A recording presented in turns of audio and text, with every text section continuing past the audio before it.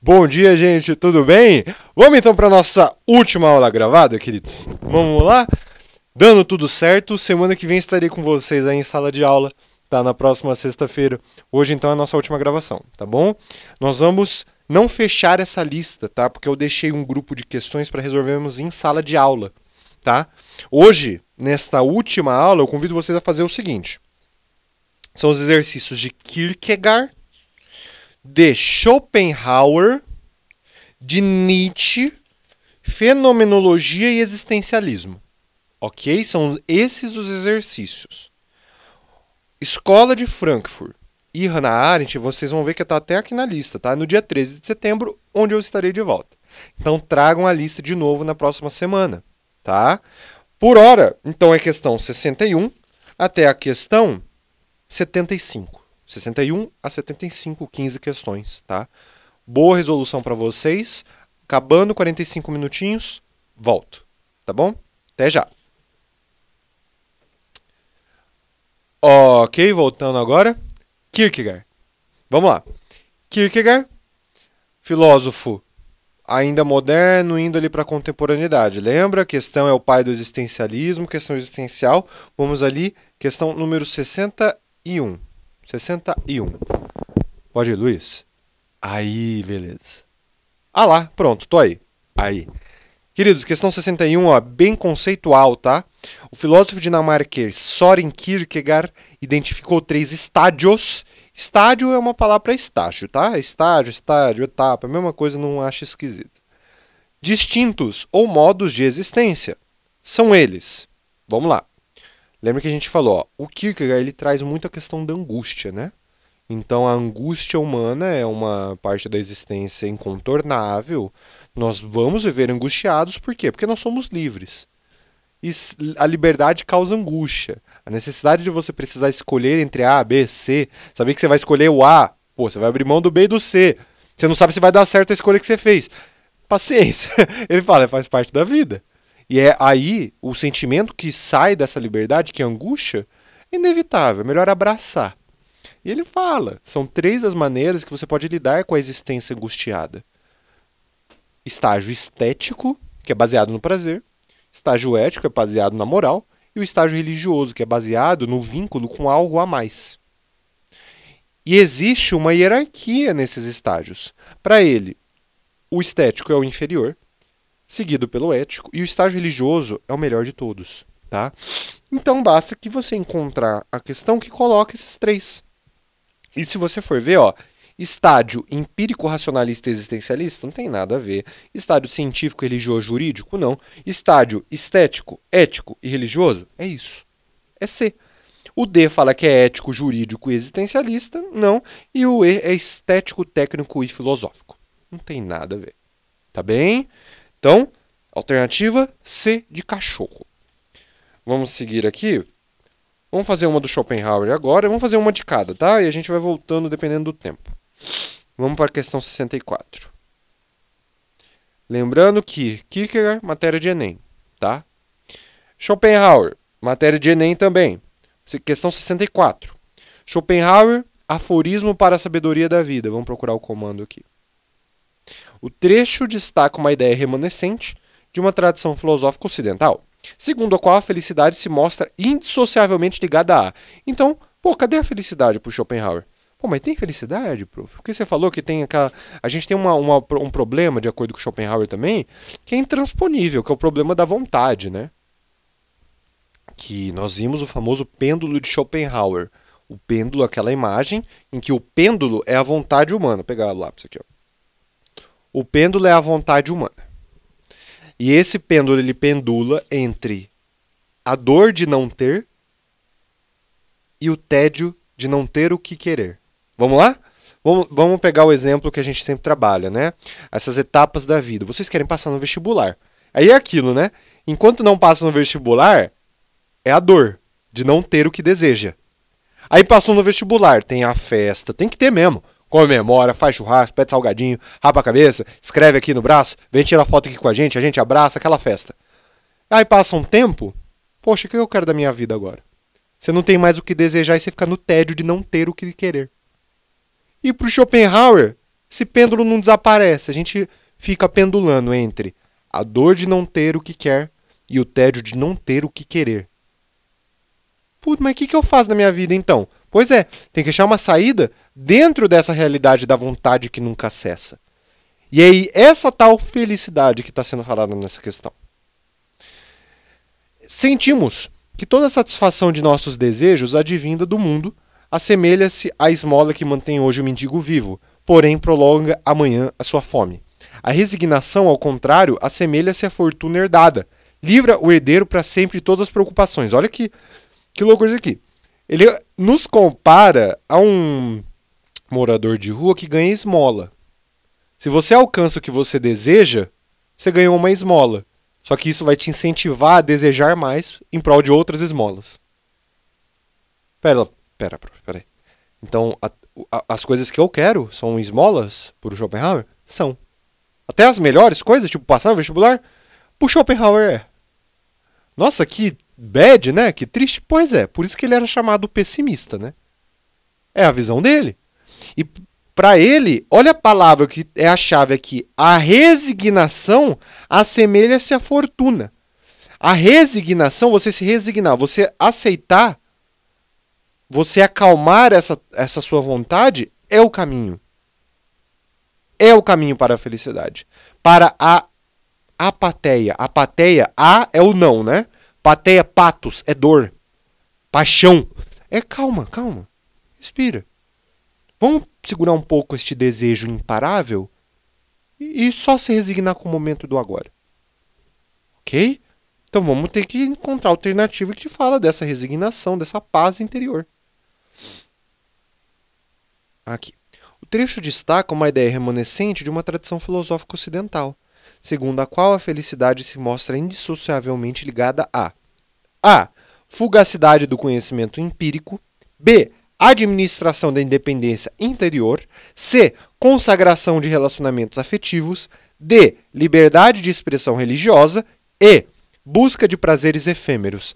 Aquela que fala mais dessa resignação, dessa paz de espírito, dessa calmaria interior. B. Que é a administração de uma independência interior. É a calmaria interior não depender daquilo que você alcança. Não. É depender da resignação com o momento presente. Esse pêndulo, ele vai existir até o fim da vida. Mas vamos deixar ele paradinho um pouquinho? Ou ele diminuir essa velocidade? Ah, quero. Não, vamos curtir um pouquinho, sabe? É um momento de contemplação. É o que eu até falei pra vocês, que o Schopenhauer ele fala que uma saída para essa vida é a saída estética. Igual a gente falou no Kant agora, o Schopenhauer ele gostava da estética kantiana, né? A experiência estética que basta em si mesma. Beleza? Então é isso, tá? Essa administração da independência interior. É a paz interior, tá? Nietzsche. Vamos para o Nietzsche agora. A questão 67. Primeira questão do Nietzsche.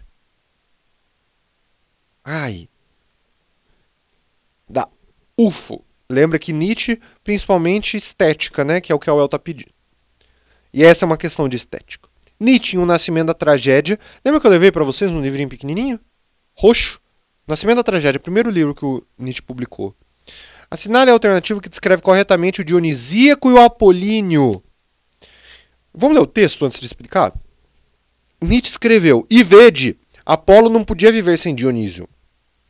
O titânico e o bárbaro eram, no fim das contas, precisamente uma necessidade tal como o apolíneo. Gente, o que é dionisíaco e apolíneo? Apolíneo vem de Apolo. Apolo, deus grego da razão, da ordem. Dionisíaco vem de Dionísio. É o deus grego da embriaguez, do vinho, do caos, do impulso. Para o Nietzsche, são princípios estéticos, a ordem e o caos, a forma e o disforme, que também estão presentes na existência. Então, os princípios estéticos são existenciais também. A vida é estética. E você precisa da ordem, mas você precisa do quê? Um pouco de impulsividade. É aquilo. Uma vida só ordenada é chata. Pô, tenta colocar a tua vida numa planilha e viver só de acordo com aquela planilha, sem dar margem, às vezes, para uma vontade. Fica monótona, perde o sabor, fica preto e branco. Chata. Mas se viver também só no caos, pô, não há corpo que aguente. Necessário um pouco de ordem, um pouco de ali, um pouco de disciplininha. Nem só um, nem só outro. Tem que diferenciar os dois e viver com ambos, tá? Eu ia falar equilíbrio, mas o Nietzsche fala que o equilíbrio é um pouco utópico, né? Mas dá margem para os dois, tá bom? 67, vamos lá. Que descreve corretamente o dionisíaco e o apolíneo. O dionisíaco é a personificação da razão grega. Já para, Dionísio não é razão, Apolo é razão. B. O dionisíaco é o homem teórico? Parou de novo. A teoria, essa parte racional, é Apolo. O dionisíaco é o instinto, a embriaguez e a força vital. E o apolíneo é a racionalidade, o equilíbrio, a força figurativa? Sim, é isso. E D. O dionisíaco representa a força figurativa atuante na arte. O apolíneo representa a música primordial não objetivada? Errado. Sabe qual é o problema? Porque a arte dionisíaca por excelência é a música. Tá falando que aqui a música é a apolínea. As artes que, para Nietzsche, melhor representam o apolíneo são as artes imagéticas, da imagem. Pintura, escultura, porque você coloca uma forma. A música é algo do impulso, do sentir, do ritmo. É dionisíaco. Tá bom? Então é isso. Alternativa C de cachorro. Fenomenologia 72.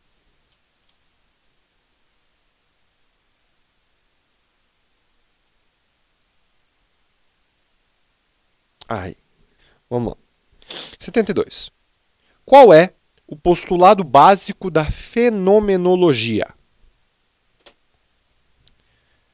Lembra que fenomenologia é a corrente, né, Russell, Merleau-Ponty, em que fenômeno é aquilo que percebemos e nessa percepção também tem um pouco de nós. Nunca conhecemos as coisas em si. Nós conhecemos elas para nós. A maneira como eu vejo algo diz algo sobre este objeto visto, mas também sobre mim. É o exemplo que eu dei em sala de aula do copo cheio e copo vazio. Você mostra um copo meio cheio e a pessoa fala, putz, é um copo meio cheio? É uma pessoa otimista. Falar é um copo meio vazio? Já tem um pessimismo. Veja, muito da percepção do sujeito está naquilo que ele percebe.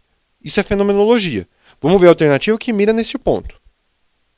Alternativa A. A fenomenologia afirma que o conhecimento não passa de uma interpretação da realidade. Isto é, de uma atribuição de sentidos determinada por uma escala ontológica, ontológica é princípios existenciais, de valores, constituindo-se, portanto, numa metafísica dos costumes. Fenomenologia afirma que o conhecimento não passa de interpretação. A palavra interpretação aqui está um pouco problemática. Porque, veja, a percepção que o sujeito tem do objeto não é necessariamente interpretação, é perspectiva, é diferente. Porque não é algo consciente que o indivíduo interpreta. É algo da natureza humana, tá? B. Em nome da verdade subjetiva, a fenomenologia recusa o projeto da filosofia moderna, recusando o pensamento analítico. Seu postulado básico afirma que o real deixa de ser racional. Não, a fenomenologia ela não abre mão da razão. Ela ainda é filosofia. Então ela fala da análise, ela fala da racionalidade, mas ela fala que essa racionalidade ela é permeada de subjetividade. Tá? C. A fenomenologia procede por decomposição, enumeração e categorização dos objetos, fragmentando-os. Seu postulado básico é estabelecer a dicotomia entre razão e experiência. Essa é uma afirmativa muito objetivista, muito positivista, né? Ó, vou decompor, vou enumerar, vou categorizar, vou separar a razão da experiência. Só que não tem como separar a razão da experiência para fenomenologia. A experiência do sujeito banha a racionalidade e a forma que ele pensa as coisas. Tá?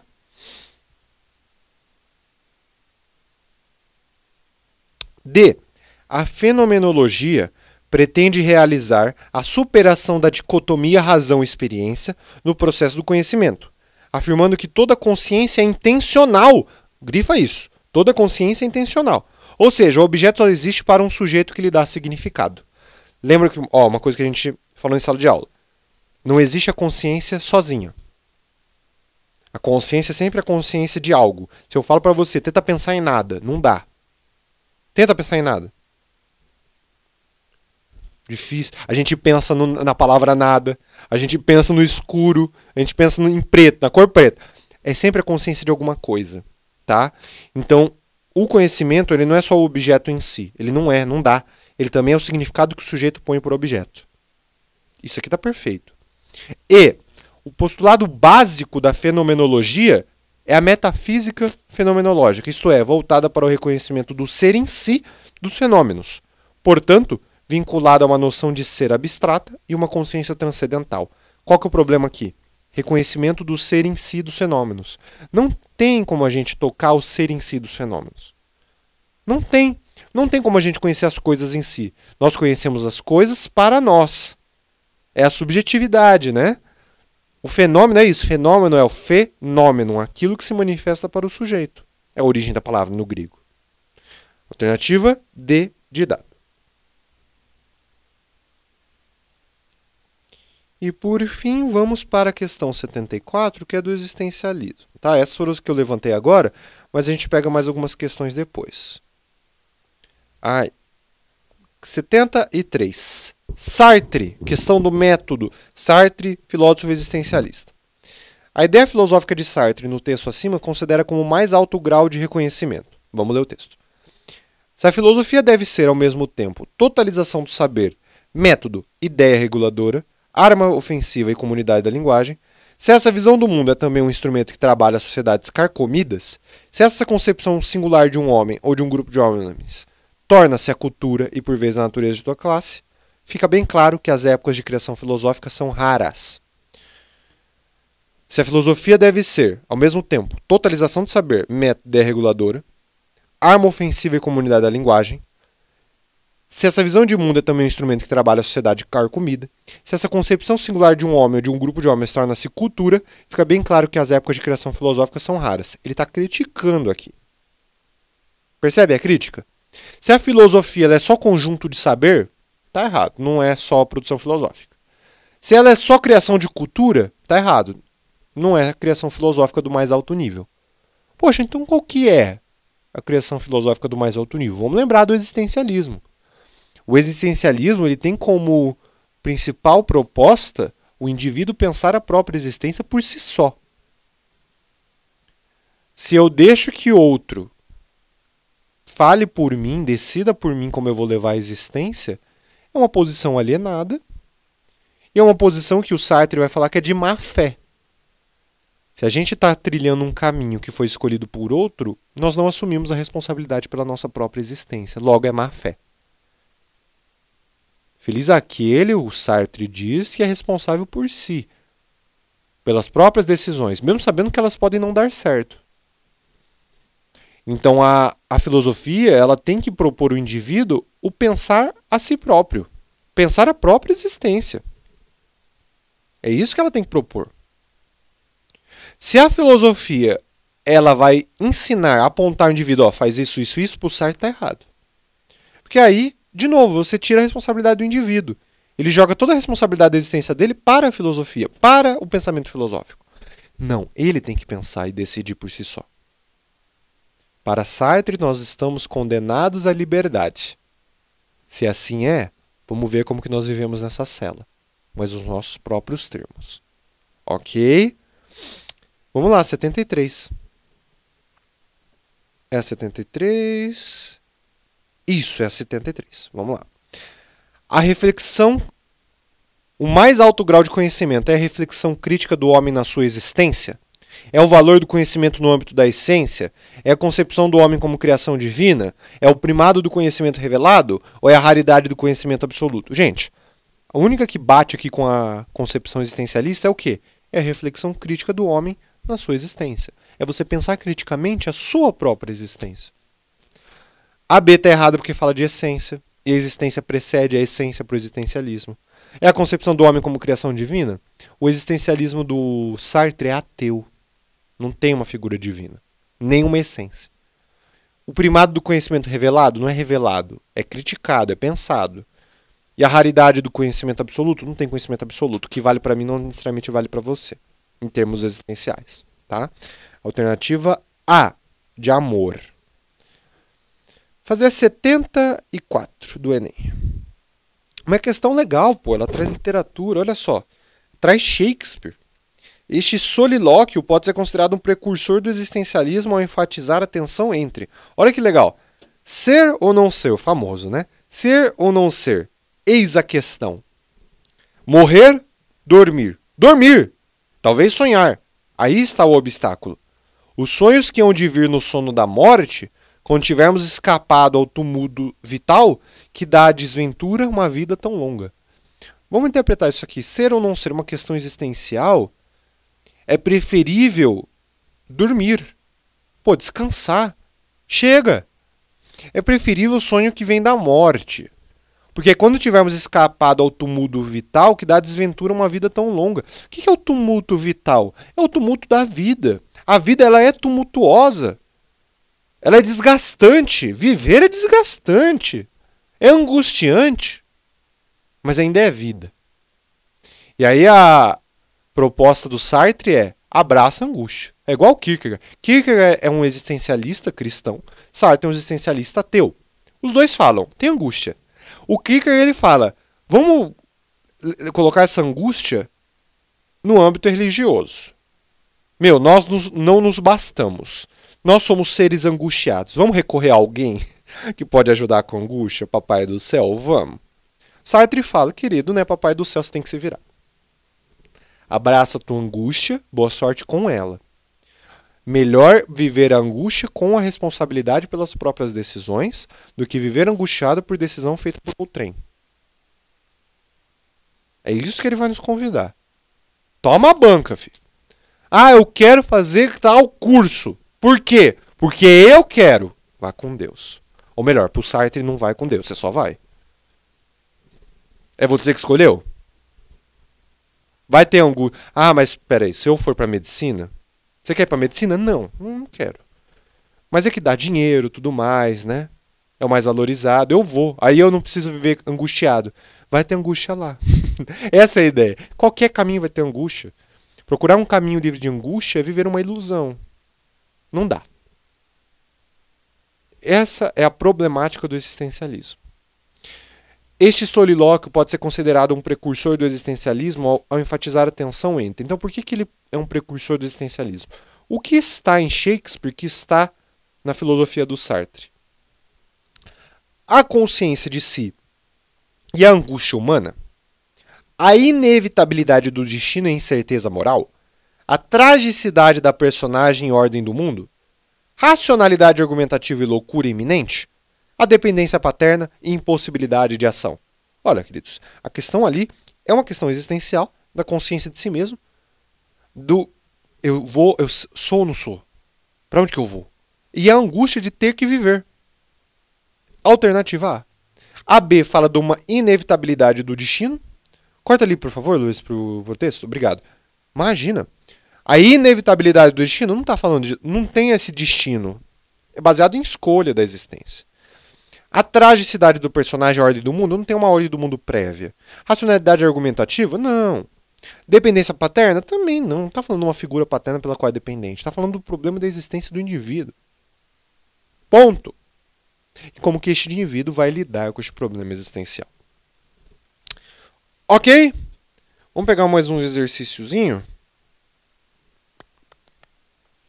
Vamos pegar o Nietzsche, porque o Nietzsche vai cair na UEL também, né? Bom, se vai cair, não sei.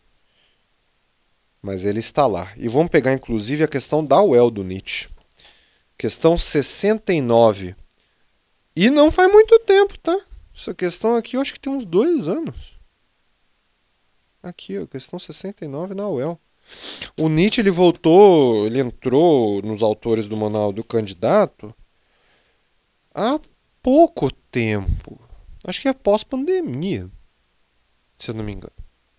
Essa questão caiu, acho que em 2021, 2022. Tá? E o texto a seguir.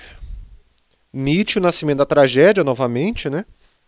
A compreensão do processo de criação a partir da analogia com a procriação, então ele faz uma analogia da criação com procriar, né? É você parir uma obra. Da valorização da intuição e da crítica ao conceito, renovou profundamente a estética filosófica.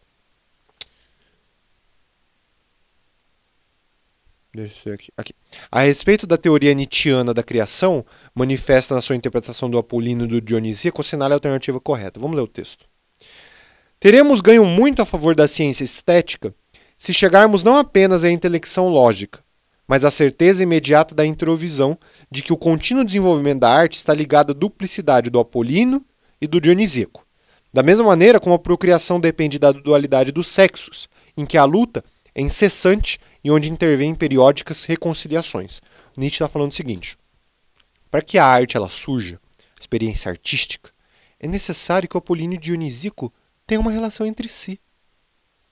Tal como um casal procria para dar luz a uma criança, é necessário que o Apolíneo e o Dionisíaco tenham essa relação íntima para dar a luz a uma obra de arte. É assim. Se você tira um deles, o que nasce não é uma obra de arte parcial, incompleta, não tão potente, tá? Então, visto isso, vamos voltar ao comando da questão. A respeito da teoria nietzschiana da criação manifesta na sua interpretação do Apolíneo e do Dionisíaco, assinale a alternativa correta. A. O Dionisíaco, elogiado por Nietzsche como símbolo de um acordo superior entre humano e natureza, tem como marca a característica de dissolução do humano. O fim do humano? Vamos esperar um pouquinho, deixa aberto. O Apolíneo representa o âmbito da dissolução das formas, da embriaguez. Está errado. Apolíneo não é embriaguez. Apolíneo é a ordem, embriaguez é Dionisíaco. O procedimento dialético socrático discutido por Nietzsche mantém a tensão, característica da tragédia. Parou já? Nietzsche critica Sócrates por Sócrates ter quebrado a continuidade da tragédia. Sócrates não dá essa continuidade, está errado. D. A cultura da ópera representa o renascimento da tragédia, pois reconstitui os vínculos entre arte, religião e sociedade. O problema aqui está em vínculo arte e religião, sendo que Nietzsche era crítico da religião. E E. A relação entre Apolíneo e Dionisíaco permite pensar a criação a partir de elementos negligenciados pela filosofia, como o corpo, as pulsões e o feminino. Então nós deixamos a A em aberto e agora temos a E, que a E é interessante. Vamos ver a A. O Dionisíaco, elogiado por Nietzsche como símbolo de um acordo superior entre humano e natureza, tem como marca característica a dissolução do humano. Veja, o Dionisíaco ele traz essa ideia a dissolução do ser humano, a dissolução da ideia do indivíduo, mas em referência ao texto, o que melhor trabalhava, o que vinha apresentando da ideia da criação como procriação, e até com a temática da prova da UEL, é a E. O Dionisíaco representa... Opa, peraí, é mais uma questão para cima. Aqui. A relação entre o Apolíneo e o Dionisíaco permite pensar a criação a partir de elementos negligenciados pela filosofia, como o corpo, as pulsões e o feminino. O que traz, a questão que melhor traz ali, a questão do corpo, das pulsões do feminino, é o texto de referência, gente. Que ele traz a ideia da procriação. Essa é a prova em que o tema da prova da UEL era o quê? Mulher. Feminilidade. E essa é a alternativa que melhor fala, tanto com a temática da prova da UEL, quanto com o texto de referência. Ficar entre A e E era justo, tá? Que o A, ele fala bem do princípio dionisíaco. Mas a E é a que melhor trabalha aquilo que é apresentado no texto de apoio. Então é a E, tá? Ó, por isso que eu também falo para vocês, leia o texto de apoio. Porque sim, exceção à regra, às vezes você pula o texto, questão de tempo, tal. Mas às vezes você fica entre duas alternativas e a correta é aquela que melhor conversa com o texto de apoio. Por isso que a regra é ler o texto. Entende? Beleza? Leia o texto, tá? Mesmo cansado ali, é bem interessante.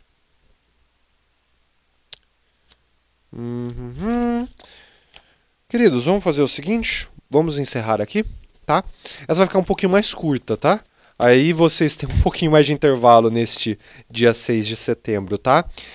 Queridos, primeiro, sendo essa a última aula gravada que será postada para vocês, eu agradeço a compreensão de todos, tá? E terem entrado nessa dinâmica por conta da minha questão de saúde. E eu espero ter tido, ao longo das semanas, uma excelente recuperação para no dia 13 de setembro, a semana seguinte a essa que vocês estão, eu estar em sala de aula com vocês. e voltarmos a ter as nossas aulas. Tá certo? Como sempre, me coloco à disposição de vocês para ajudá-los nas questões. E nós nos vemos, dando tudo certo, na semana que vem. Tá bem? Um grande abraço, bom final de semana e até mais!